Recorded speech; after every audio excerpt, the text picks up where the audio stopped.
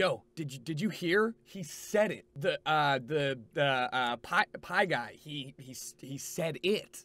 The word. He said the word. Did I hear about what, Dad? Yeah, I know. Yeah, I heard. I'm gonna beat the dead horse now, okay? I'll talk about it. First, let me preface this video by saying I'm not really gonna talk that much about what PewDiePie did and why it's wrong, okay? I feel pretty strongly that most people are in the same camp as me.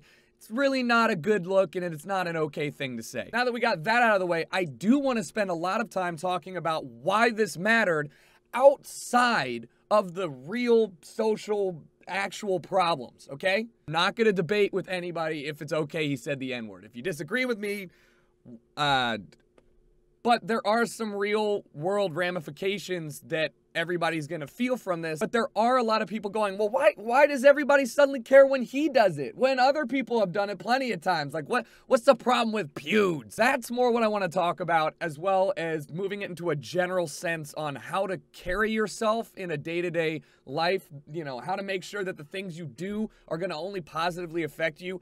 Cause we're just doing real talk, boys. Finally, before I watch this, I've linked his apology video in the description below. His PR guy or him, whoever made the decision to do this video, did about as good a job as you can. So I think it's worth a watch. It's probably not gonna change a lot of your minds. It's probably gonna make a lot of you guys be like, okay. But why does it matter, man? Why does it matter when somebody says something and you don't say it? You know, Jericho, why does it matter, man? You don't say that word. How's that affect you? How's he saying it affect you? I got a text from my dad, and he said, hey, I don't know if you saw this, but your guy, literally, your guy, said this word, and now it's all over the news. I was like, yeah, Dad, I know. I work in the internet sphere. Like, I get it. But when something happens in our sphere, in new media on YouTube, and it finds its way all into print media and CNN and all that shit, that's when it becomes a very reasonable topic to speak on. I have talked to my dad multiple times about why I think PewDiePie is an outstanding creator,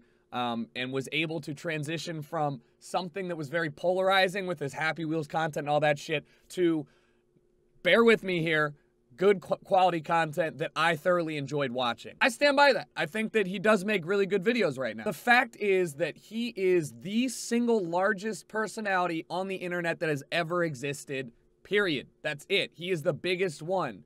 And as such, he has more eyes on him. Not only that, but he's also the source of one of the largest controversies and or issues that has ever faced YouTube, and that is the whole Wall Street Journal, anti-Semitism, symbolism stuff that, quite honestly, I feel everybody's on the same page with. So it's not just like, oh, I made a slip up. It's like, oh, I made a slip up after making a slip up that affected a lot of people that everybody's kind of sensitive about still. Draw attention into when something draws our work and our communities into a negative light, it's going to affect all of us. And that is why this is so important. It's important because I saw my dad look at my space in a different light there. While he may not see me as somebody who's perpetrating a stereotype, who's, fulfilling that idea of, hey, you're just an asshole kid behind a computer yelling at people and calling people dirty words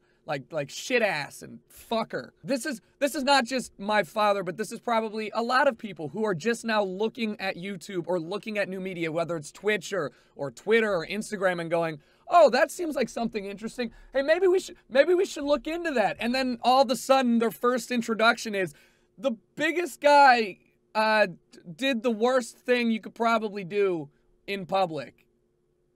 That's gonna scare people away, both from accepting gaming and accepting content creation as a legitimate profession, as a legitimate thing to spend time in, as well as advertisers and future business propositions. Hey, Jericho, man, if you care about your paycheck and not about the social ramifications about using that word and the normalization of racism in the content creation— Shut up!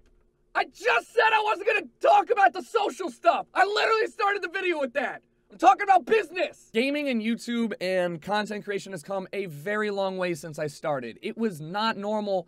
It's still kind of not even normal, but it was not normal when I started, and it was certainly still taboo to be that guy who played video games. I mean, World of Warcraft episode of South Park was like right around where I was like in the heart of gaming, and I was just finding my passion and my community. And that's one of those things where you're just like, shit, after all these years of slowly climbing the ladder and becoming more acceptable and having people not look down on you, something like this happens, and it's gonna shake up a lot of shit. Do I think that people are gonna have issue with it and paint all of us with the same kind of brush and say, well, you're all kind of like that? Yeah, I do. We already see the ramifications of it. The developer of Firewatch filed a copyright claim on PewDiePie's playthrough of the game. A lot of people are like, well, hey man, that's weirdly illegal and I don't support it. No, it's not. Not at all. Content creators have always walked a really fine line with game developers.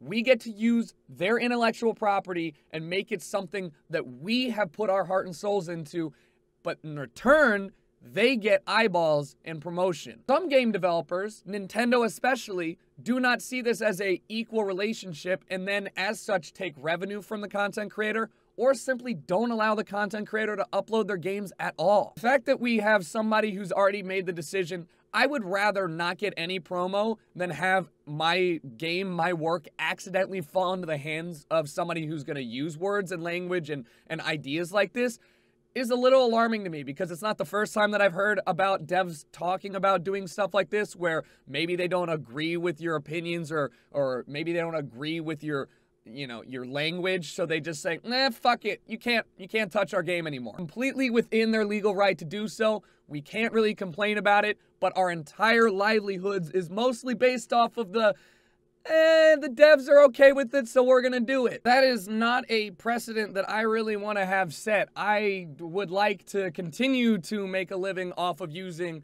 other game devs' intellectual property with their blessing, but for the love of God, please just, can we not fuck this one up? Jericho, this ain't fair, man. Why is PewDiePie held to a different standard? He's not. He's held to a fucking normal standard. That argument kills me. If you worked in any other job and you said that in public and your manager heard you, you're gonna have problems. You are. In every single step of your life, you have to be conscious and careful about how you present yourself, both to the public and in private. You remember that saying, like the way that you act when nobody's looking is really how you are? Like, that's exactly what's going on here. And so that's why, if I can retouch on the original point, the I forgot I'm live streaming or I forget that I'm streaming sometimes argument has no weight to me. I try my best to carry myself in a way that I would be happy if somebody was spying on me and I had no idea, saw me doing things. And that's something that is so important in my mind that everybody do. Too many times there's been people who put out a tweet or a Facebook post or even say something in passing that they think will never come back to affect them, and then lo and behold, there's a picture of a dude smoking a bong who's the first-round draft pick for the NFL, and everybody's like, what the fuck? Why would you post that? Everything that you do online is archived. You can pull it up. There's somebody who probably has a video saved of it somewhere or a screenshot. Everything you do in public can be remembered and used against you, even if there's not proof of it. Everything you do in this world is going to be a reflection of yourself. There is no higher standard that we are held to, or that I am held to, just because I do this for a living. Do your best to make sure that you're putting out the best version of yourself whenever you can. This is not some Hallmark card. I'm not trying to sell you some shit. That's just what I firmly believe is the key to not having any problems. If you do your best to be your best, you're probably gonna do well in life. You're probably gonna make sure that people around you respect you, and you're probably not gonna run into huge problems like we're dealing with right now. So that's gonna wrap it up for me. That's another Real Talk. Let me know if you like the face only or if you want gameplay back. I forgot if you liked this or not last time, but thanks for watching, guys, and I'll talk to you all later.